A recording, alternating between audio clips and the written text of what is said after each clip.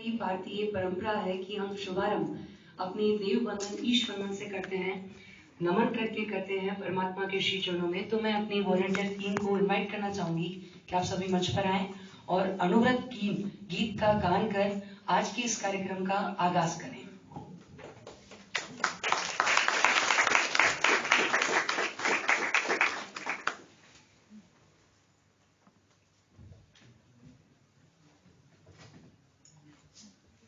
यदि जानते हैं तो प्लीज हमें ज्वाइन करें साथ। नैतिकता की सुर सरिता में, नैतिकता की सुर सरिता में जन जन मन पावन हो, संयममय जीवन हो, संयममय जीवन हो। अपने से अपना अनुशासन, अनुव्रत की परिभाषा, वर्ण जातिया संप्रदाय से मुक्त धर्म की भाषा, छोटे छोटे संकल्पों से मानस परिवर्तन हो, संयममय जीवन हो, संयममय जीवन हो। नैतिकता की सुर सरिता में जन जन मन पावन हो, संयममय जीवन हो। मैत्री भाव हमारा सबसे प्रतिदिन बढ़ता जाए, समता सह अस्तित्व समन्वय नीति सफलता पाए, शुद्ध साध्य के लिए नियोजित मात्र शुद्ध साधन हो, संयममय जीवन हो, संयममय जीवन हो। नैतिकता की सुर सरिता में जन जन मन पावन हो, संयममय जीवन हो, संयममय जीवन हो।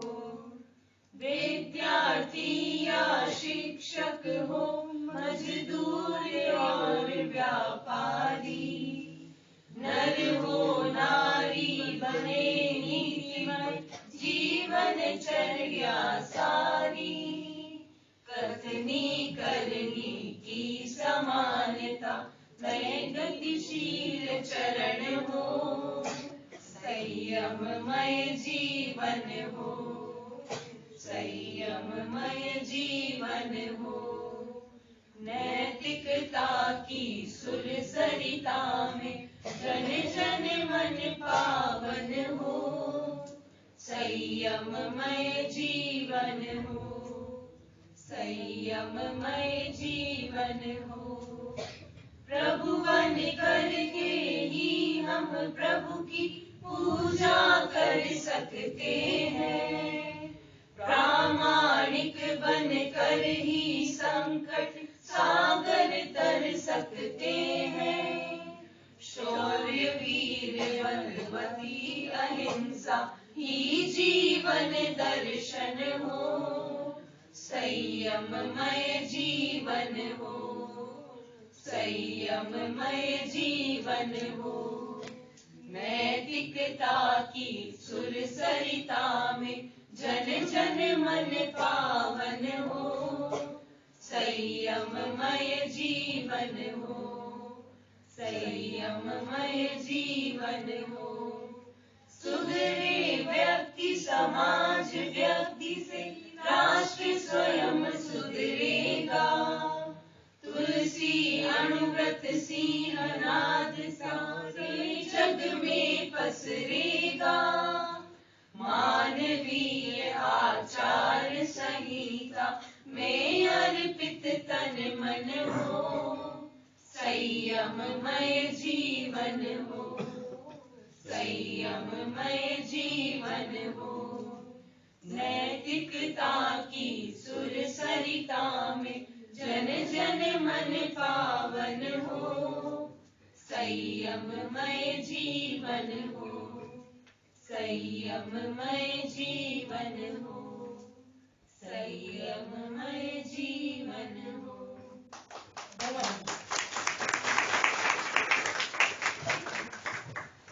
Thank you so much everyone. ये जो अनुव्रत गीत हमने अभी मिलकर गाया है, अगर आपने इसे सुना हो और इसके भावों को समझने का प्रयास किया हो तो यकीनन आपके हृदय को स्पर्श जरूर ये करेगा। बहुत ही अच्छा गान है। जब भी हम इस गीत को गाते हैं तो मतलब मैं क्या कहूँ कि चाहे कोई भी व्यक्ति किसी भी धर्म से हो, किसी भी राज्य से हो, लेकिन अगर इस गीत की पीछे की जो भावनाएं हैं, जो शब्द हैं, उनको जब हम सुनते हैं तो हमारा अंतर्मन द्रवित हो जाता है। बहुत ही सुंदर ये गीत है। तो आप सभी का आभार, आप सभी के प्रति आभार।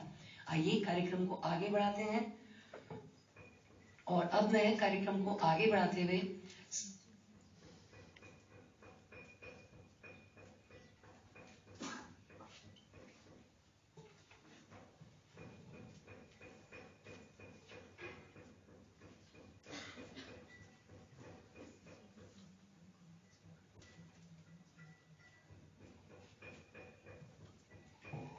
हमारे बीच उपस्थित आदरणीय संजय जी सर से मैं निवेदन करूंगी कि सर हमारे इस मेवाड़ दरा पर, इस राजसमंद पर जो विशेष अतिथि अलग अलग क्षेत्रों से आए हैं तो उनका सम्मान हम हमारी रस्म से करते हैं। तो मैं आपसे निवेदन करूंगी कि सर उपरना उड़ाकर आप सभी को सम्मानित करें।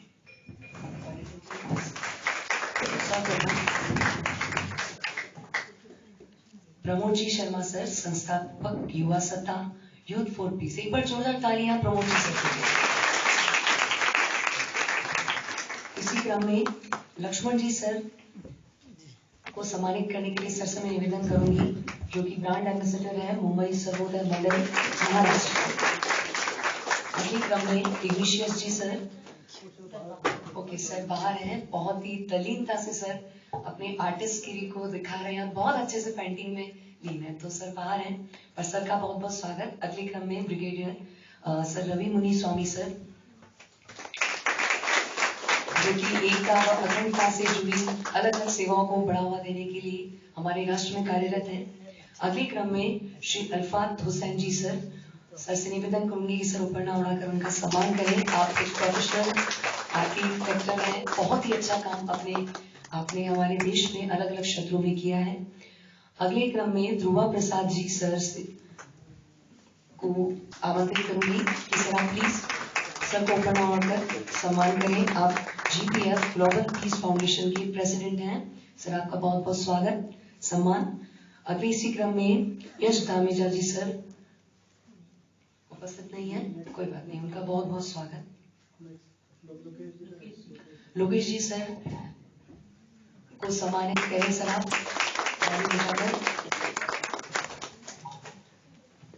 सर से निवेदन करूंगी कि आप पुनः अपना स्थान ग्रहण करें और एक बार फिर से हमारे सभी अतिथियों का अंतर्मन से मैं स्वागत करना चाहूंगी। जब मुझे ये बात मालूम चली कि GPF फाउंडेशन और कई अलग अलग संस्थाओं के सहयोग से हमारी युवा शक्ति के लिए देश में एक मजबूत युवा संगठन बनाने के लिए एक कैंप का, शिविर का आयोजन किया जा रहा है, और सबसे बड़ी बात कि इस शिविर की जो आधार भूमि है वो है शांति, अहिंसा, इसको प्रोत्साहित करना। तो ये बात जानकर मन बहुत ही खुश हुआ, बहुत प्रसन्न हुआ, और उससे भी प्रसन्नता अधिक हमें तब हुई कि जब ऐसा तय किया गया कि यह कैंप पूरे भारत में चारों कोनों में लगाया जाएगा, अलग अलग जगह, और भारत के पश्चिमी कोने में हमारे राजस्थान राज्य का चयन किया गया, और राजस्थान राज्य में भी राजसमंद जिले का और हमारे इस साधना शिखर का चयन जब हुआ तो बहुत ही प्रसन्नता, बहुत ही खुशी हमें हुई कि हमारे यहाँ इतने विद्वान जन पधारेंगे, हमारे समूह गमन से मिलेंगे और कई अच्छे यूथ जो है अलग अलग जगह से यहाँ आएंगे, तो बहुत खुशी हमें हुई। तो एक बार आप सभी का बहुत बहुत स्वागत पुनः। और अब कार्यक्रम में हमारा जो कैंप है उसका क्या शेड्यूल रहेगा और किस तरह से हमारी योजनाएं हैं, इस सभी के बारे में जानकारी के लिए मैं आमंत्रित करना चाहूंगी श्री प्रमोद जी सर को कि सर आप प्लीज पधारें और हम सभी को समस्त जानकारियों से अवगत करें। सादर आमंत्रित प्रमोद जी सर।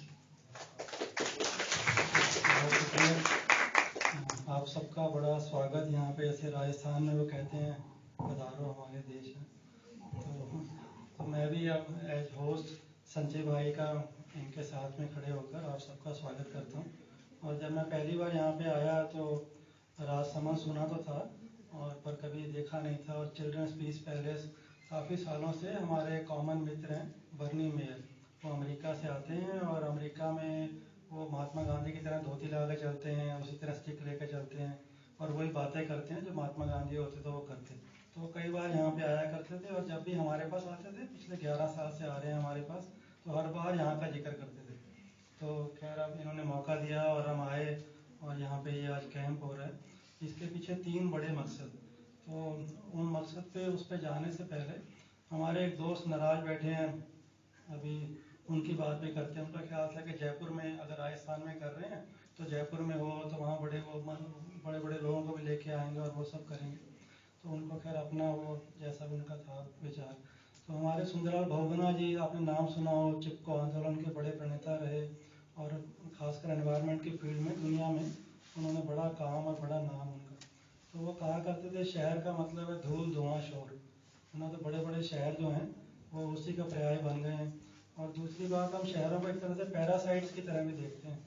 अब आने वाले टाइम में जितनी अर्बनाइजेशन हो रही है, आप देखेंगे आने वाले टाइम में कहते हैं एक धरती की ज़रूरतें पूरी करने के लिए 10 धरतियाँ भी काम पड़ेंगी। तो जिस तरह का कल्चर होता जा रहा है, पैरासाइट आप जानते हैं ना क्या होता है पैरासाइट? हाँ जी, पैरासाइट क्या? हाँ ठीक है, बोलो बोलो। अच्छी चीजें हमारे अंदर से सक कर लेता है। नहीं, हमारे अंदर तो नहीं ऐसे पैरासाइट। हाँ पैरासाइट वैसा भी, जैसे कोई और उदाहरण, जैसे कोई बेल होती है ना, अमर बेल बोलते हैं। तो क्या होता है उसकी कहानी अमर बेल की, उसकी अपनी जड़ें तो कोई होती नहीं है, तो दूसरे प्लांट्स के ऊपर सर्वाइव करती है। तो आजकल हमारे जो शहर हैं अपनी सब जरूरतों के लिए वो औरों के ऊपर डिपेंडेंट है। जैसे पहले जो शहर थे पानी अपना उनका, है ना, हर चीज़ वो अपना ग्रो कर रहे हैं। जैसे महात्मा गांधी ने जब बात करी आज़ादी की तो उन्होंने हर गांव को पूरा उसको एक वो कह सकते हैं कि विलेज रिपब्लिक, अपने आप में अपनी सब जरूरतें पूरी करे, है ना। वहाँ नौकरी भी वहीं पैदा हो, काम धंधा भी वहीं पैदा हो, रोजगार भी पैदा हो, खाने पीने का भी वहीं पे पैदा हो। अभी दुनिया भर में एक बड़ी मूवमेंट चलती है 100 माइल्स मूवमेंट, कि जो भी आपको चाहिए वो सब 100 मील के अंदर हो। अदरवाइज आने वाले टाइम में या तो हम लोग बचेंगे या जो सो कॉल्ड मॉडल डेवलपमेंट का वो बचेगा। तो जिस तरह हमारा शहर चंडीगढ़, जहाँ से हम आते हैं, चंडीगढ़ 10 किलोमीटर का शहर है और आप उसमें देखेंगे कि उसमें 12 लाख की आबादी है 10 किलोमीटर में, और 12 लाख की आबादी में 9 लाख गाड़ियाँ हो गई हैं। तो अब 9 लाख गाड़ियाँ हैं और पिछले साल ही 135 लोगों की मृत्यु रोड एक्सीडेंट्स में हुई। तो आने वाले टाइम में अब 12 लाख की आबादी में 9 लाख गाड़ियाँ हैं, तो गाड़ियाँ रहेंगी या लोग रहेंगे, दोनों नहीं रह सकते। अभी एक जेम्स कैमरून की मूवी आ रही है, आप लोगों को शायद देखी हो, पहले भी आई थी अवतार, अब अवतार 2 आ रही है, जानते हैं उसके बारे में? है ना, क्या जानते हैं? पहली वाली मूवी का क्या ध्यान है आपको? कुछ ध्यान है? पहली मूवी किसने देखी थी? पहली अवतार आई थी जेम्स कैमरून की। जेम्स कैमरून जैसे हमारे यहाँ पे बड़े बड़े फिल्म्स के डायरेक्टर होते हैं, तो दुनिया में अगर हम टॉप 5 डायरेक्टर्स की बात करें तो उनमें जेम्स कैमरून आते हैं। तो उनकी मूवी किसी ने अवतार देखी हो, कुछ थोड़ा सा भी आइडिया हो? किसी ने देखी है? किसी ने नहीं देखी? आपने देखी, बताएंगे क्या था उसमें? तो उस मूवी में ऐसा था कि धरती पे मतलब ऑलमोस्ट सब जब खत्म हुआ है तो वो बाहर जाके ढूंढ रहे, तो उनको एक धरती के जैसा एक ग्रह और मिल जाता है। तो वो वापस जाके वहाँ की जो जीवन शैली है उसका अभ्यास करते हैं और वहाँ से कुछ चीजें यहाँ पे लाना चाहते हैं। तो वहाँ पे भी कुछ मतलब अपने जैसे ट्राइब्स या आदिवासी लोग हैं, तो वहाँ के जो प्रजाति है तो उनके ऊपर आश्रित ये है। तो उनके और जो हम मतलब मनुष्य है इनके बीच की जो लड़ाई है, तो उस पे अवतार का पहला मूवी आश्रित। बस इसका मैं ब्रीफ, हाँ बिल्कुल, थोड़ा थोड़ा ठीक बताया बैठे बैठे बस। उसमें अभी अवतार का सेकंड पार्ट आ रहा है, दिसंबर में जल्दी रिलीज होगा। आप अवतार 2 जरूर देखें जब भी मौका मिले आपको। और उसमें मूवी में उसने दिखाया एक सेक्रेड फॉरेस्ट है, उस फॉरेस्ट में प्लांट्स, एनिमल, बर्ड्स, जो लिविंग बींग्स है, सब आपस में इंटरकनेक्टेड है। वो कहते हैं एक पत्ता भी आप अगर तोड़ते हो उसका दुनिया पे असर होता है, जो अहिंसा की बात वहाँ तक। तो वो इस तरह का फॉरेस्ट है जब सब हार्मनी में रहते हैं। और जैसे हम सो कॉल्ड डेवलपमेंट बोलते हैं, उसमें वो है कि फॉरेस्ट के नीचे बड़ी रिच मिनरल रिसोर्स है। तो कुछ लोग सोचते हैं कि उस फॉरेस्ट को तबाह कर कर और वो नीचे के रिसोर्स निकाल कर उसको बेचेंगे और खूब पैसे बनाएंगे। तो उसकी वो स्टोरी। तो जेम्स कैमरून एक ही बार भारत आए और उन्होंने एक इंटरव्यू में कहा कि मेरी ये मूवी जो इंडियन इथॉस है अवतार की, उससे इंस्पायर्ड है। हम लोग उसको अवतार अवतार बोलते थे, तो उन्होंने कहा अवतार नहीं, अवतार से इंस्पायर्ड है। और दूसरी बात, उसमें जो एक हमारे यहाँ थॉट है, इंडियन इथॉस है एज ओल्ड, वसुधैव कुटुंबकम, सब दुनिया एक परिवार है ना, तो उसी से वो इंस्पायर्ड है। तो आज का जो पीस कैंप, इसके 3 बड़े मकसद। पहला मकसद तो जो नौजवान है अपनी ताकत पहचाने। अब जिन देशों का हम नाम लेते हैं, जो देश आज दुनिया में उदाहरण है, और हमको जैसे हम लोग कहते हैं कि हमें अपने देश पे गर्व होना चाहिए, पर किस बात पे, ऐसी क्या बात है इस पे हम उस बात पे गर्व करें। तो जिस तरह अगर जापान की बात करें, जब जापान में सेकेंड वर्ल्ड वॉर हुई, ब्रिगेडियर साहब फौज से हैं और जानते हैं कि सेकेंड वर्ल्ड वॉर में जापान ने सिर्फ 2 शहर छोड़े उन्होंने, हिरोशिमा और नागासाकी, जहाँ पे एटम बम ट्राई करना था। अदरवाइज 100 शहरों में कारपेट बॉम्बिंग करी। कारपेट बॉम्बिंग मतलब कारपेट की तरह बम बिछा दो, फिर जो हवा चलती थी वो भी आग की तरह ना पूरा। और जो 2 शहर छोड़े क्योंकि वहाँ पे एटम बम ट्राई करना था उन्होंने, हिरोशिमा और नागासाकी पे। और फिर जिस अपने पायलट को वो टास्क मिला कि वो बम गिरा के आना है, जब उसने गिराया और पीछे मुड़ा तो उसने कहा, हे भगवान ये मैंने क्या कर दिया। तो मतलब वो विद इन सेकेंड जो टेम्परेचर था वो 3000 डिग्री तक पहुंच गया। अगर 100 डिग्री पे पानी बॉयल हो जाता है, 3000 डिग्री पे तो मतलब राख भी नहीं बचेगी, सब खत्म हो जाएगा। तो उसमें 11:35 का समय हो गया, तो ये बताया गया। तो अभी वो वहाँ पे जो नौजवान, कोई बात नहीं, तो उसमें एक ईटो के नाम से एक नौजवान था, है ना, ईटो और उसके साथी। जापान को जब जापान सारे शहरों में कारपेट बॉम्बिंग हुई, 2 शहरों में न्यूक्लियर बॉम्ब गिरे गए, एटम बम गिरे गए, तो जापान पूरा तबाह हो गया। आज जापान दुनिया के जो टॉप 2-3 देश हैं उनमें आता है, और उसको किसी NGO ने नहीं बनाया, किसी सरकार ने नहीं बनाया, किसी बड़े सरमाएदार नहीं बनाया, उसको वहाँ के नौजवानों ने बनाया। और नौजवानों में ईटो और उसके साथी वो लोग आगे निकले और उन्होंने उस देश को बनाया। इसी तरह और बड़े उदाहरण हैं। तो हम लोग ये कहते हैं कि जो आपकी ताकत है वो, अगर किसी ने, एक वो लड़की है, उसका अगर नाम सुना हो, अरुणिमा सिन्हा, कोई जानता है अरुणिमा सिन्हा को? कौन जानता है, बताएगा उसके बारे में क्या खास है, बोलिए क्या जानते हैं उसके बारे में। Arunima Sinha national volleyball player. हाँ हाँ,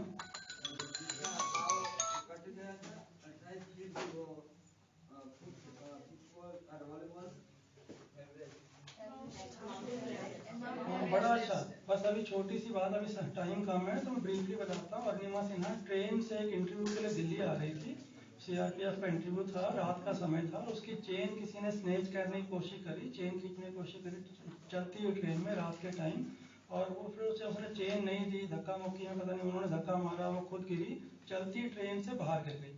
और जहाँ पे गिरी वहाँ पे डबल ट्रैक था, और जब वो डबल ट्रैक पे गिरी, चलती ट्रेन से स्पीड से गिरी, उससे हिला ना जाए, काफ़ी चोटें लगी। और बगल से उस ट्रैक पे और ट्रेनें गुजर रही थी, जब और ट्रेन गुजर रही थी उसके ऊपर से गुजर गई ट्रेन, तो उसमें उसका एक पाँव पूरी तरह मतलब रहा ही नहीं, एक पाँव तो, और एक पाँव में काफ़ी इंजरीज हुई। और फिर वो इतनी बुरी तरह इंजर्ड थी कि उस ट्रैक से हिल नहीं पाई। तो रात पूरी वो ट्रैक पे रही, और हमारे लोग जो हैं खा पी के सब बाहर फेंकते रहते हैं, इतने सब सफाई पसंद हैं, तो ट्रैक पे चूहे रहते हैं, तो सारी रात चूहे उसको कुतरते रहे आके, और पर उसमें इतनी हिम्मत नहीं कि अपने आप को हिला सके। सुबह लोगों ने देखा कि ऐसे कोई गिरा हुआ है, वो लेके हॉस्पिटल गए, और वो डॉक्टर्स के भी हाथ पांव उस वक्त अपने उसको देख के फूल गए कि ये क्या होगा, कैसे होगा। और फिर वो जितनी देर हॉस्पिटल में रही, हमारे ऐसे लोग जाके जो भी देख रहे थे सिंपथी जाहिर कर रहे थे कि बड़ी अपनी गरीब फैमिली से है, 23 साल की लड़की है, अभी शादी भी नहीं हुई, अभी तो कोई देखा भी नहीं है, ये क्या करेगी, है ना। पर वो कुछ बड़ा सोच रही थी। जिस तरह हमारे यहाँ राष्ट्रपति हुए डॉक्टर APJ अब्दुल कलाम, उन्होंने कहा इस देश में छोटा सोचना क्या है, क्राइम है, क्या है ना, बड़ा सोचना है। और वो मुंगेरी लाल के असीम सपने नहीं, है ना, कि जो सपने रात को आप देखें, है ना, जो सपने आपको दिन में ना सोने दें, वैसा सपना। तो जो बाकी लोग आके उसका हालचाल पूछने के बहाने या उससे सिंपथी जाहिर कर रहे थे, वो कुछ बड़ा सोच रही थी कि मेरे को क्या करना है। वो डॉक्टर्स कह रहे थे कि ये 5 साल में सीधी खड़ी हो जाए उतनी बड़ी गनीमत है, चल ले उतनी बड़ी बात है। पर वो ये बड़ा सोच रही थी कि मेरे को माउंट एवरेस्ट पर चढ़ना है। वो कहते हैं जब आपके इरादे फौलाद के हों और आप उसके लिए पूरी तैयारी से आएँ, तो फिर भगवान भी आपकी मदद करता है। तो फिर विजेंद्री पाल जो 2 बार माउंट एवरेस्ट पे गई हैं, वो आगे आई कि मैं इसको ट्रेन करूंगी। है ना। टाटा स्टील आगे आया कि वो $10,000 नेपाल गवर्नमेंट लेती है खाली आपको एंट्री पास देने का माउंट एवरेस्ट पे जाने के लिए, 8 लाख रुपया। फिर आपको ट्रेनिंग चाहिए, इक्विपमेंट चाहिए, डाइट चाहिए, वो पूरा साथ में 4 लोग और चाहिए सामान ढोने के लिए। तो वो सारा पैसा टाटा स्टील ने लगाया। और जो डॉक्टर कह रहे थे कि 5 साल में चल नहीं पाएगी, वो 2 साल में माउंट एवरेस्ट के ऊपर थी। और अभी लखनऊ में एक इंस्टीट्यूट चलाती है इस तरह के बच्चों को हेल्प करने के लिए। और बड़ी बात कि जब बिल्कुल माउंट एवरेस्ट के पास पहुंच गई तो ऑक्सीजन खत्म हो गई। 1 लाख नहीं है, 1 लाख में रॉड पड़ी हुई है और ऑक्सीजन नहीं है ना। तो उसके जो इंस्ट्रक्टर थे उन्होंने कहा बेटा बहुत हुआ, वापस चलो, हमें किसी को कुछ प्रूव नहीं करना है ना, हमें यहीं से वापस जाना, जान पहले। तो पर उसने कहा नहीं सर, अब यहाँ तक आए, झंडा फहरा के जाएंगे। तो ऊपर गई और झंडा फहराया। उसके छोटा सा वीडियो जब मौका लगे देखना, आई कैन यू कैन, है ना, I can you can, Arunima Sinha 2 minute का वीडियो है। तो जो आपसे कहने वाली बात है, फिर बाकी बात दोबारा लंच के बाद टाइम मिलेगा करेंगे, और शाम की बात भी करेंगे, बड़ा इंपॉर्टेंट है शाम को। और कल जहाँ हम जा रहे हैं वो गाँव तो बहुत ही इंपॉर्टेंट है, पिपलांतरी। उसके जो सरपंच साहब है उनका इंटरव्यू अमिताभ बच्चन ने किया। लोग अमिताभ बच्चन का इंटरव्यू करते हैं, उनका खुद इंटरव्यू अमिताभ बच्चन ने किया। तो दोपहर बाद बात करेंगे। आखिरी बात जो आपसे करने वाली है कि आप अपनी ताकत को पहचानें। हमारे यहाँ 150 करोड़ मुंह बन गए हैं, सबसे बड़ी आबादी दुनिया में भारत की होने जा रही है। हमें 150 करोड़ खाने वाले मुंह नहीं चाहिए, हमें 300 करोड़ हाथ चाहिए जो चीन ने बनाए हैं। और आज दुनिया भर को चाइना ने मेड इन चाइना मटेरियल आपको हर जगह मिलेगा। और आने वाले टाइम में सबसे बड़ी ताकत चाइना होने जा रहा है, किसी और कारण से नहीं, ना अपने नौजवानों की शक्ति और उनकी ताकत की। हर एक आदमी के 2 हाथ हैं, है ना। तो आप अपनी ताकत को पहचाने। जिस तरह बेंटले कार अभी मैं 3-4 दिन पहले अखबार में पढ़ रहा था कि 7-8 करोड़ की भारत में मिलती है। तो अभी पीछे एक माउंट आबू में कॉन्फ्रेंस थी, एक डॉक्टर साहब ने बताया कि हमारी बॉडी जो है, अगर हम अलग अलग पार्ट्स आजकल आप डोनेट कर सकते हैं, जैसे कोई आई डोनेट करता है, कोई किडनी करता है, कुछ और करता है, तो इनकी अगर हम कीमत लगाएं $240 मिलियन की बैठती है। तो भगवान ने जो आपको शरीर दिया है, ये इसका कोई मोल नहीं है। तो जिस तरह मैंने अपनी वो कार की बात करी, वो 7-8 करोड़ की कार आती है, और अगर उसका इग्निशन ऑन नहीं है, बाहर खड़ी है, तो वो कबाड़ है ना। कबाड़ी उसका 1-2 लाख रुपए दे देगा। तो इसी तरह अगर आपका भी इग्निशन ऑन नहीं है तो फिर कुछ बदलने वाला नहीं है। तो ये जो कैंप है इसीलिए है कि अपनी ताकत को पहचानें और इस देश को न केवल बनाएं बल्कि दुनिया में भी जो शांति, अहिंसा, सेवा की बात है, सेवा का आखिरी बस बात की। आप गली में कुत्ते को भी देखते हैं तो अपने पिल्लों के लिए वो दूध लाएगा, खाने पीने के लिए लेके आएगा, है ना, पर कभी किसी दूसरे कुत्ते के लिए नहीं सोचेगा।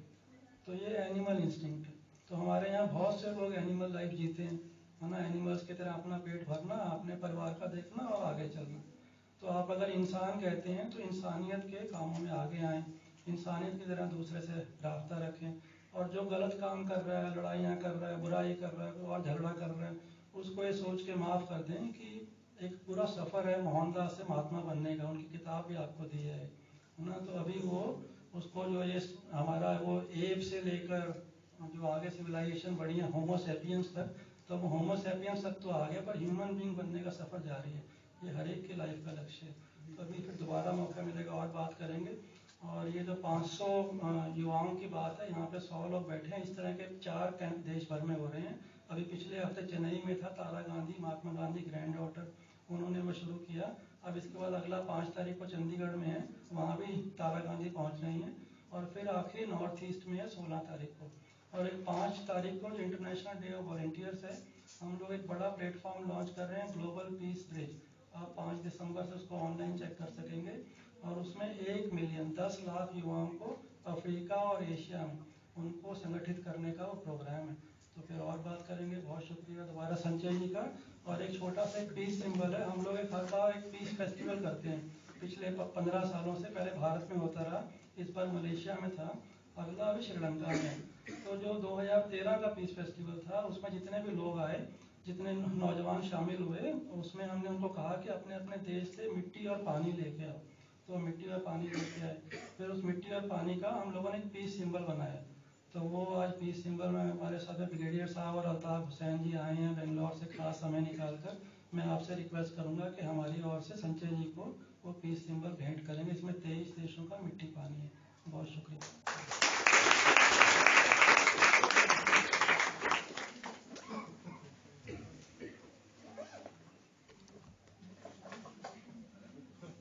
तो इसकी फोटो कौन लेगा? आप आना थोड़ा आगे, आपका कैमरा है ना, थोड़ा आगे। आगे आना, आगे इतनी दूर से ले रहे हो तो आएगा नहीं कुछ। ये सर आप हमारी ओर से साथ में हाथ लगाएंगे, संजय आप भी हाथ